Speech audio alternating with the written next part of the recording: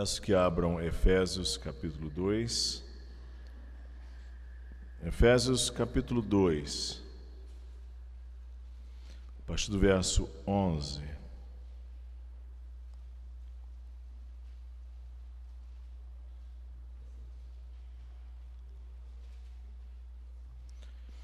Efésios capítulo 2, a partir do verso 11.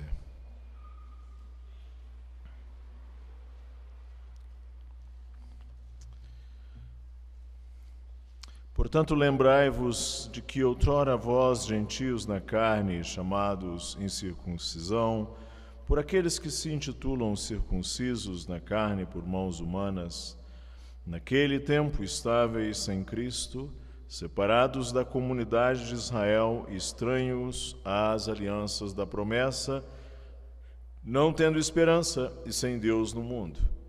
Mas agora em Cristo, vós que antes estáveis longe, fostes aproximados pelo sangue de Cristo, porque Ele é a nossa paz, o qual de ambos fez um, e tendo derribado a parede da separação que estava no meio, a inimizade, aboliu na sua carne a lei dos mandamentos na forma de ordenanças, para que dos dois criasse em si mesmo um novo homem, fazendo a paz, e reconciliasse ambos em um só corpo com Deus, por intermédio da cruz, destruindo por ela a inimizade. E vindo ele, evangelizou a paz a vós outros que estáveis longe, e paz também aos que estavam perto, porque por ele ambos temos acesso ao Pai em um Espírito. Assim já não sois estrangeiros e peregrinos, mas concidadãos dos santos e sois da família de Deus, edificados sobre o fundamento dos apóstolos e profetas, sendo Ele mesmo, Cristo Jesus, a pedra angular, no qual todo o edifício bem ajustado cresce para santuário dedicado ao Senhor, no qual também vós, juntamente, estáis sendo edificados para a habitação de Deus no Espírito. Uma constatação da história humana é que os seres humanos não vivem em paz. Apenas no século XX nós tivemos 2 grandes guerras. E nunca se matou tanto quanto no século XX. Atualmente, quando nós olhamos para o mundo, nós vemos que há ódio, que há discórdia, e guerras entre os homens. O mesmo acontece em nosso país. Quantos crimes, alguns bárbaros e chocantes, violências, espíritos exaltados, agressividade, antagonismos, hostilidades e as contendas que se vêem todos os dias. É, por assim dizer, a nossa falta de paz de cada dia. Quando olhamos para o nosso próximo, vemos que há o problema da distância ou hostilidade do outro para conosco. E muitas vezes, de nossa parte, para com outros. Vemos que neste mundo, então, há antagonismos, contendas, inimizades.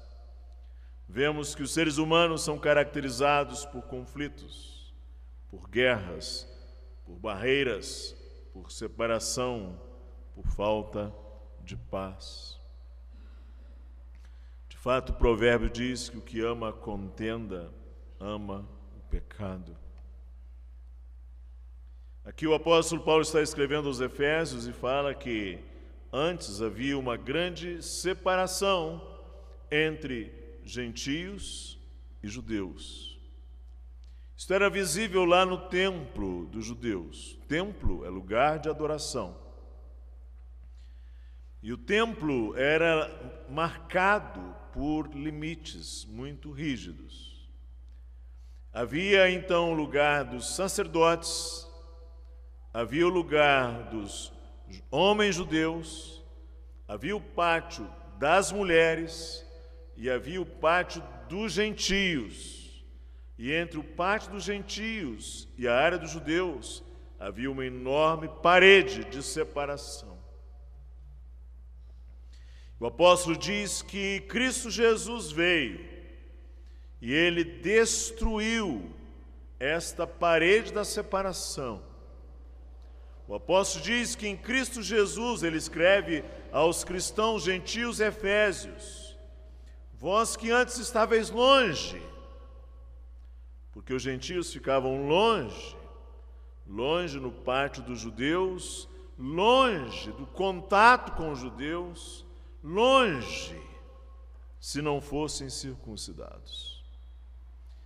E o apóstolo vai dizer, porque Cristo, antes vós, agora em Cristo Jesus, antes vós estáveis longe, mas fostes aproximados pelo sangue de Cristo, porque Ele é a nossa paz, o qual de ambos, gentios e judeus, fez um, tendo derribado a parede da separação que estava no meio, a inimizade, aboliu na sua carne a lei dos mandamentos, e ele diz, para que dos dois criassem em si mesmo um novo homem, fazendo a paz.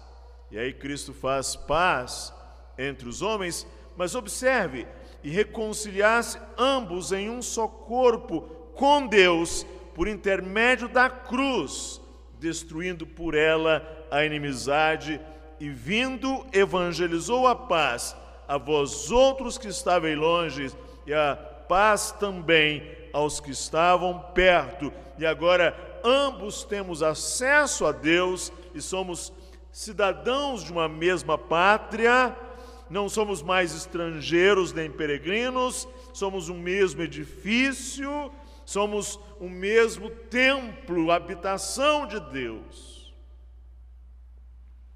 Cristo veio e Ele aboliu esta separação, promoveu a paz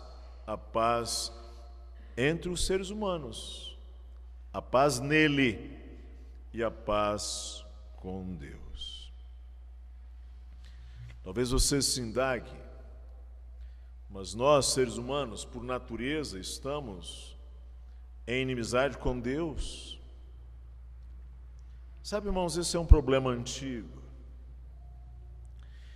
Às vezes a gente olha as relações humanas e a gente pensa que apenas os problemas estão nas relações humanas. Mas, sabe, já na relação homem com homem, ser humano com o seu próximo, já se evidencia a hostilidade do ser humano, no final das contas, em sua lógica, dirige-se a Deus. Quando Adão e Eva, lá no Gênesis, pecaram, o Senhor veio ao encontro deles. Isso é extraordinário, que Deus tenha vindo ao encontro deles. Isso se chama graça, se chama misericórdia. Veio o Senhor ao encontro deles. E Deus perguntou a Adão: o que fizeste? Comeste da árvore que te ordenei que não comesses? E é interessante. Ele poderia ter dito assim: eu comi do fruto que me foi dado pela mulher, que eu recebi do Senhor com bastante alegria. Ele poderia ter dito isso. Mas não, pela primeira vez o homem já se esconde debaixo da saia da mulher e vai dizer a ele, vai dizer mais ou menos assim: a mulher, ele a coloca como sujeito e ele como objeto. A mulher que tu me deste, ela me deu do fruto e eu comi. Eu venho por fim, a mulher vem no início. O sujeito é a mulher, ele é o objeto, ele sofre a ação. E aí você já viu o antagonismo entre o homem e a mulher. Antagonismo esse que vai correr os séculos. Mas ali já está embutida a raiz do problema.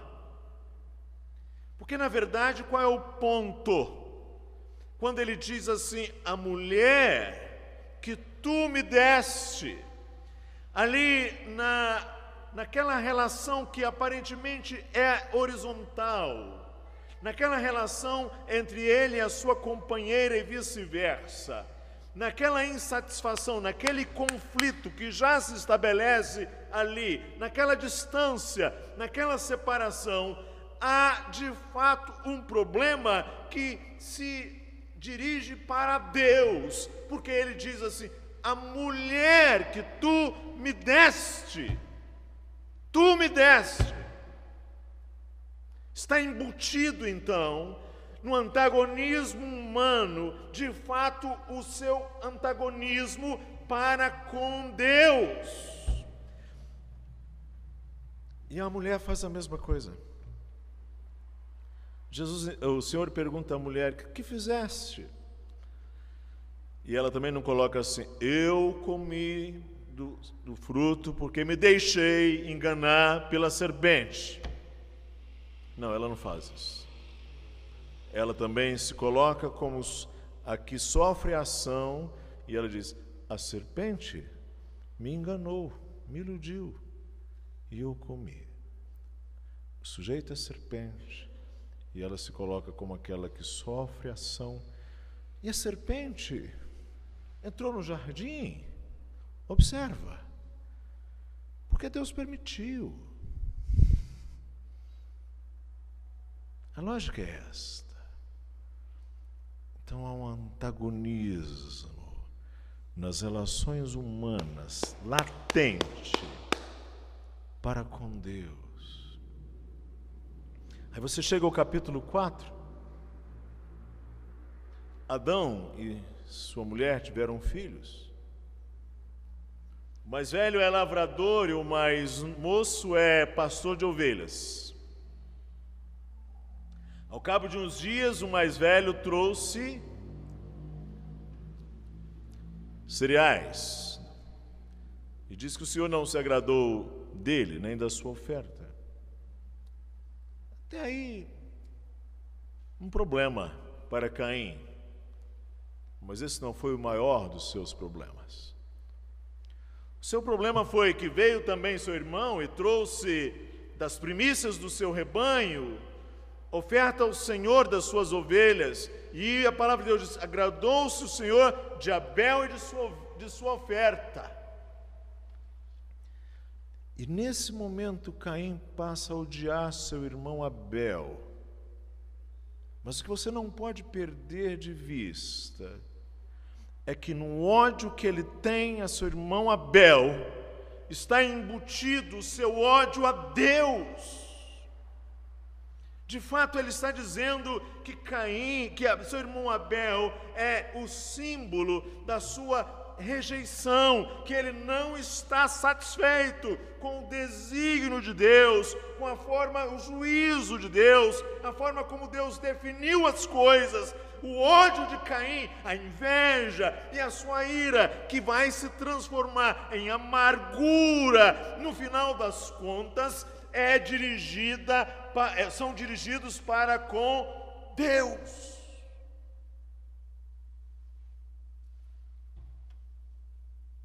E é assim com todos nós.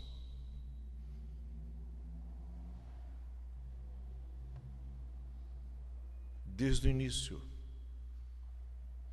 Esse é o nosso DNA. Essa é a nossa origem, essa é a nossa genética, essa é a nossa lógica.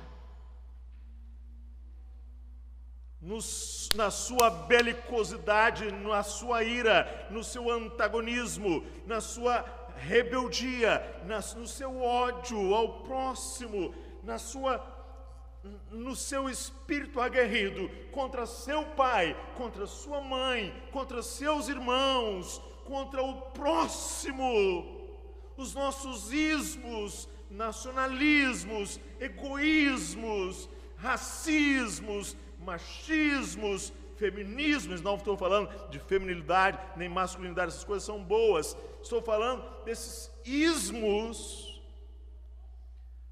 Está latente a nossa revolta básica com Deus. Começa lá, homem e mulher, pais e filhos, irmãos entre si. O que se tem entre Israel e os gentios era apenas mais uma expressão dessas separações que resultam da nossa falta de paz com Deus. Nossa falta de paz com Deus. O nosso pecado não é apenas contra o próximo. O nosso pecado é contra o governo, a soberania, o domínio de Deus. Todas as vezes que você perceber alguém matando o próximo, adulterando, assassinando, odiando, irando-se, não tenha dúvidas. No final, na ponta do novelo, está Deus, a quem ele está atacando.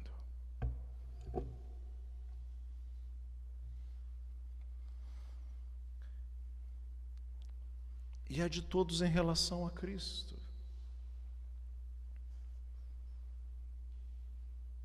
O que levou os seres humanos a odiar, perseguir e crucificar a Cristo? É o mesmo espírito, é a mesma lógica. Talvez você diga: eu não fiz aquilo. Eu não levei Cristo à cruz. Quem disse que não?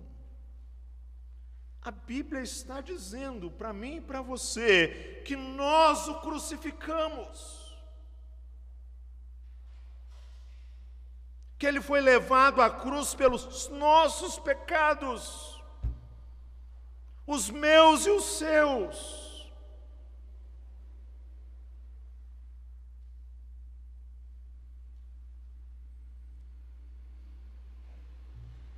Os romanos construíram um império com o poderio das armas, do exército, naquilo que os historiadores chamam, e chamou-se a Pax Romana.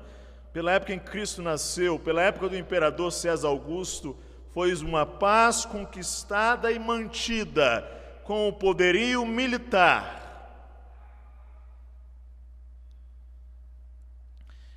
Há uma pistola alemã que se chama Parabellum, para a guerra.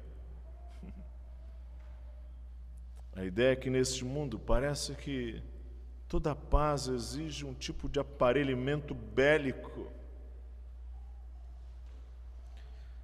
porque o ser humano não se apazigua.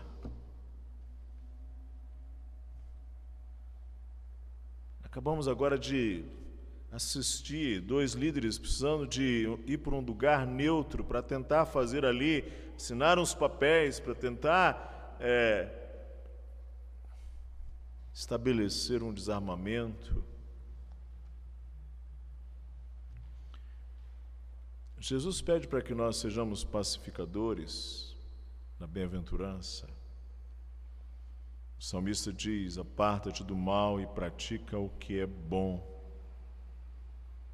Procura a paz e empenha-te por alcançá-la.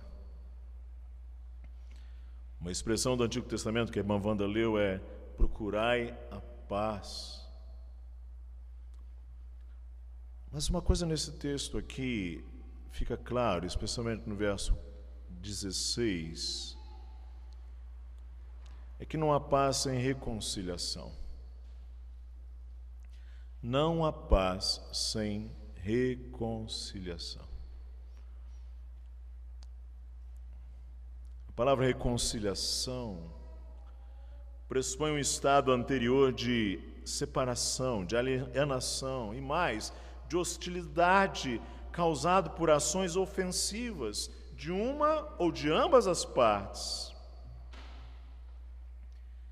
coisa extraordinária o apóstolo está dizendo aqui, como aliás também diz lá em 2 Coríntios capítulo 5.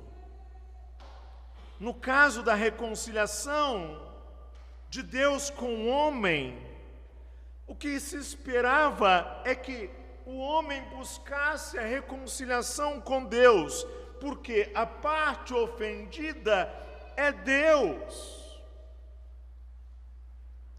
Mas no caso da reconciliação de Deus com o homem, fica claro que somente o homem pecou. E no caso da reconciliação, por exemplo, do pródigo com seu pai, apenas o pródigo pecou. É o filho quem errou e distanciou-se do pai. Na negação de Pedro com Cristo, foi Pedro que negou a Cristo, e o momento de reconciliação pressupõe que o problema foi de Pedro.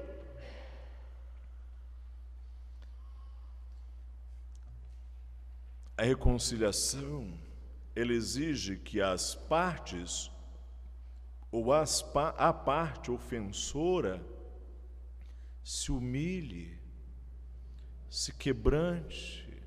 E devo dizer aos irmãos que não há reconciliação também sem isto. E ela renuncia a algum tipo de orgulho e ódio, e por vezes pode exigir que o ofendido renuncie ao seu orgulho ferido. Isso faz lembrar aquelas guerras de família.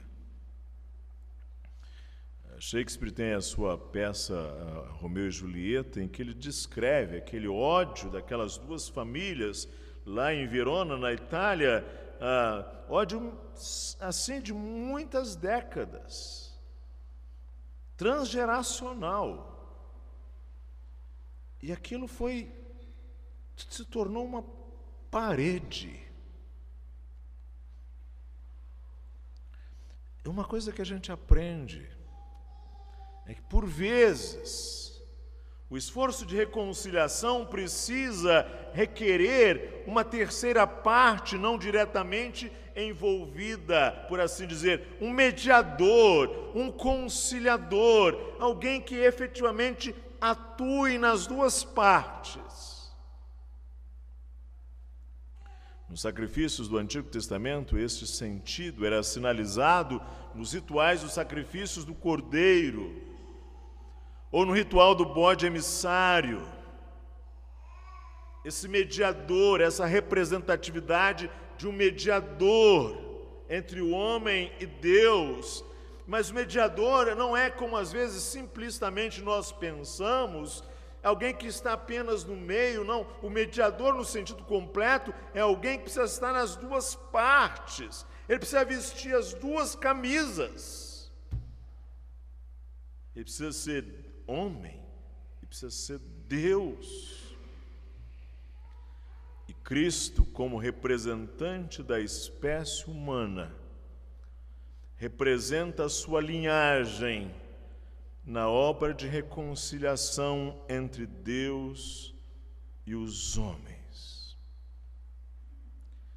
Cristo, ele faz o papel desse pacificador. E reconciliar-se ele, que fez ali o sacrifício de si mesmo para formar um novo homem, reconciliar-se em um só corpo com Deus, por intermédio da cruz, destruindo por ela a inimizade, e vindo evangelizou, trouxe a boa nova da paz a vós outros que estavais longe, e paz também aos que estavam perto. Essa é a boa notícia do Evangelho, de que, embora tenhamos sido nós os ofensores, Deus, o ofendido, foi o próprio Senhor quem tomou a iniciativa, enviando o seu Filho para morrer em nosso lugar, para satisfazer a sua justiça e absorver a sua ira contra nós. Deus não, em rigor, de início não esperou por uma mudança de coração da nossa parte. Ele deu o primeiro passo.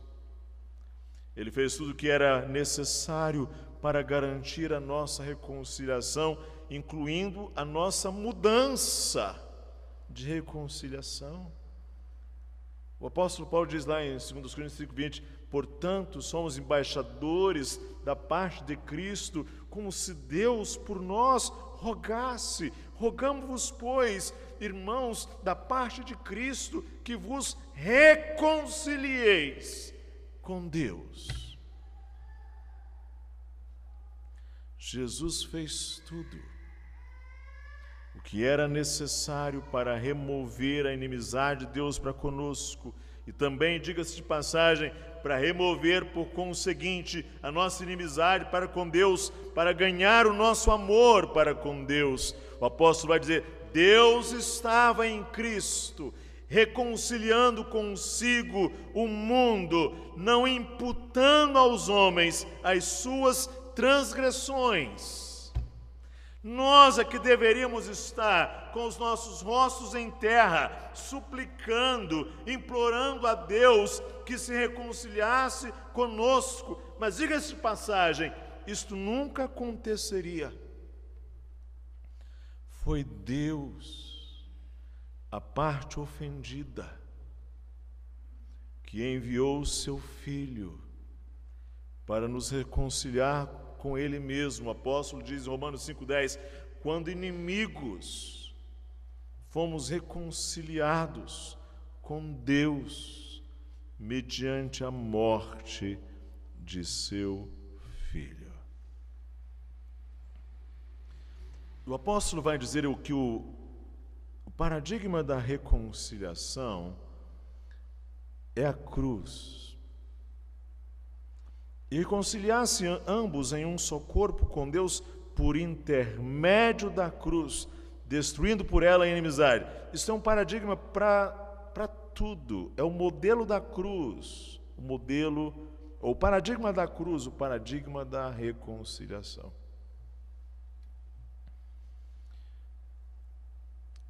No modelo da cruz há uma força na fraqueza. Isso foi chocante para os judeus dos dias de Cristo e ainda para os judeus hoje. Eles esperavam um Messias militar. O reino de Cristo teria a característica de um reino deste mundo, embora com um rei de natureza diferente. E quando o rei chega em Jerusalém, humilde e manso, montado em jumentinho, a multidão diz: bendito é o rei que vem em nome do Senhor, paz no céu e glória nas maiores alturas. O apóstolo Paulo dirá: o reino de Deus é justiça, paz e alegria no Espírito Santo. E a batalha que Jesus travou para a nossa paz, a guerra que ele travou, foi de auto-entrega. Ele disse: porque dou a minha vida para tomá-la. Ninguém me tira de mim, eu de mim mesmo a dou. Tenho poder para dar e poder para tomá-la. Foi substitutiva. Para usar uma linguagem latina, foi vicária. Foi em lugar do outro. Jesus disse: o Filho do Homem não veio para ser servido, mas para servir e dar a sua vida em resgate de muitos. Foi de renúncia. Se alguém quiser vir após mim, tome cada dia a sua cruz e siga-me. Foi de sacrifício. Ele é o próprio sacrifício, aliás. Foi de perdão. Ele diz: Pai, perdoa, porque não sabem o que fazem. Foi de confiança em Deus. Ele disse: este mandamento, a saber, esse mandamento de dar a minha vida, eu recebi de meu Pai. Na cruz ele diz: Pai, nas suas mãos entrego o meu espírito.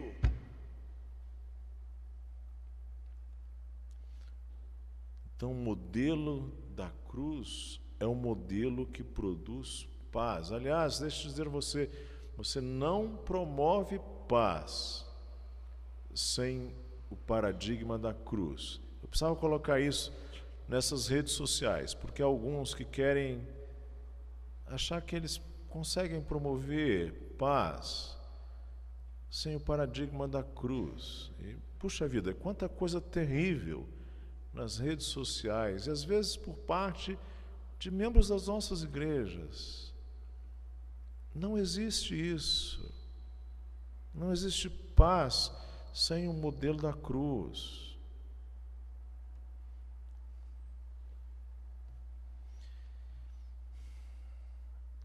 Porque os seus caminhos, são, diz a Escritura, são deliciosos, e todas as suas veredas, paz. E o apóstolo então vai dizer que ele veio, e agora vai falar desse evangelho da paz.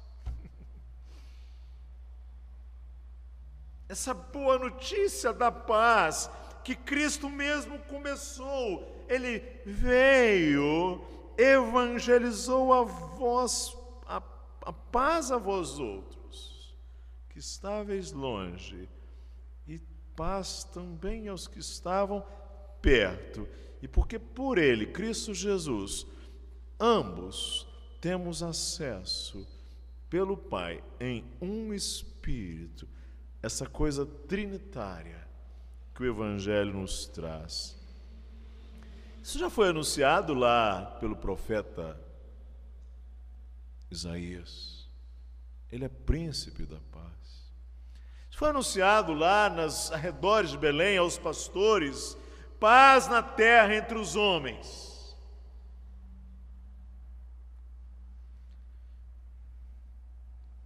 Um dos amigos de Jó, embora tivesse um diagnóstico errado, compreendeu uma receita importante.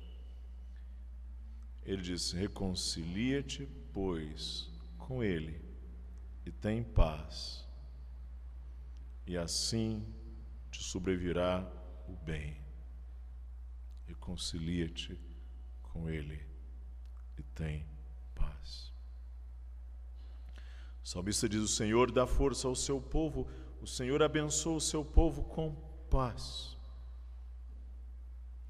Isaías diz: tu, Senhor, conservarás em perfeita paz aquele cujo propósito é firme, porque ele confia em ti.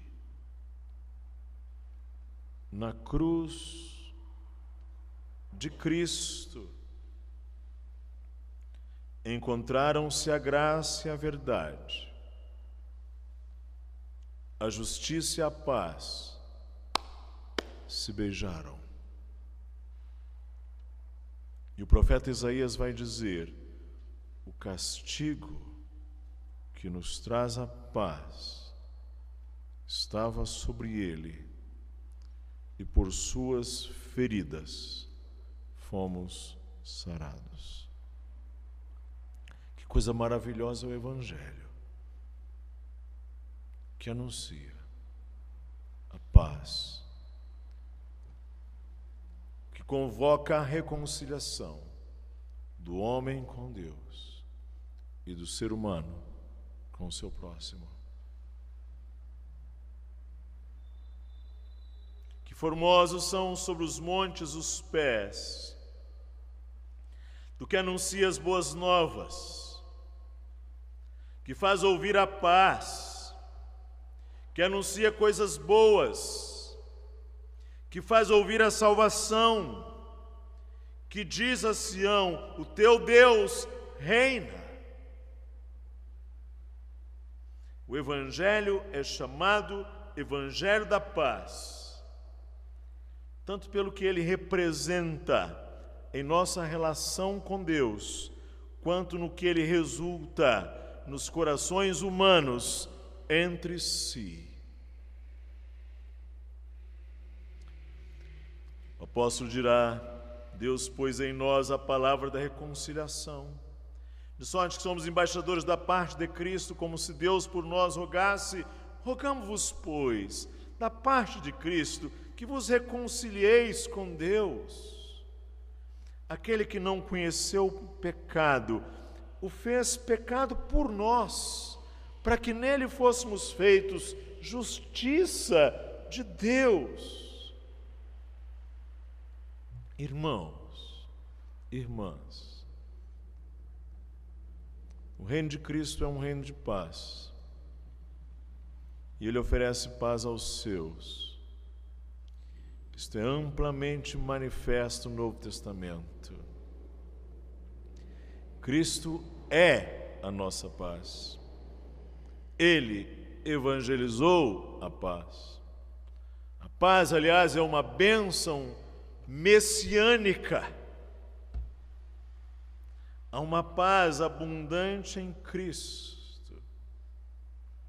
É coisa extraordinária é você observar as saudações de Cristo e dos apóstolos. Cristo entrava e dizia: paz seja convosco. Os apóstolos, graça e paz, graça, paz e misericórdia, paz.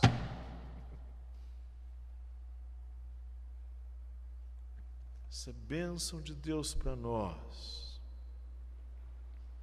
Sossega. A inimizade acabou.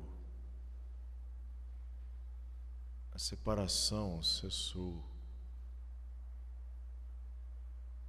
Justificados, pois, mediante a fé, temos paz com Deus, por nosso Senhor Jesus Cristo. Paz para sempre. Os mansos herdarão a terra e se deleitarão na abundância de paz. Paz não é apenas a ausência de guerra entre os homens. Paz resulta da comunhão com Deus, da presença de Deus, da bênção de Deus, da paz com Deus. E essa paz é abrangente. Ela precisará ser também, ela é interna.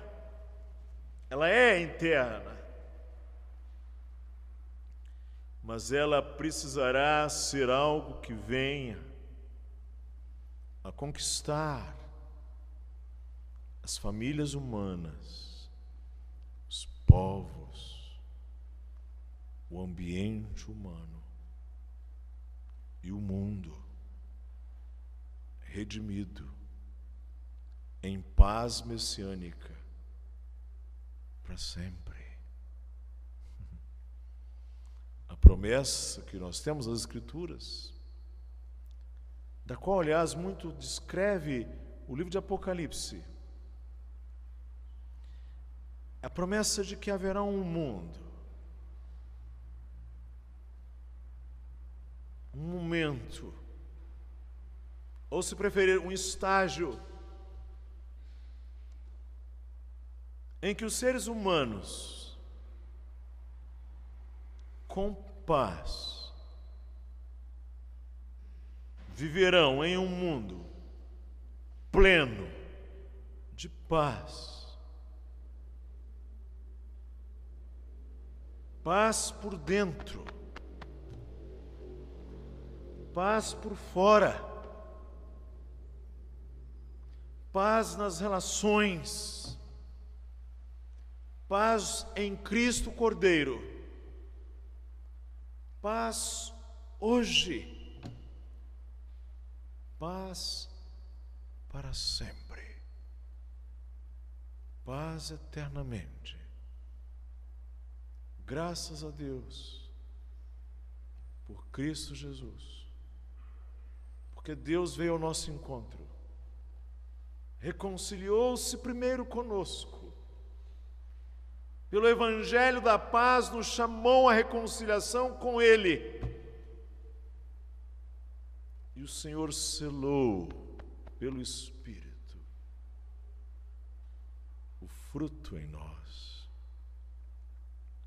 E o fruto do Espírito é amor, alegria, paz. Espera, fica aí um pouco. Paz. É assim, irmãos. Graças a Deus por Jesus Cristo.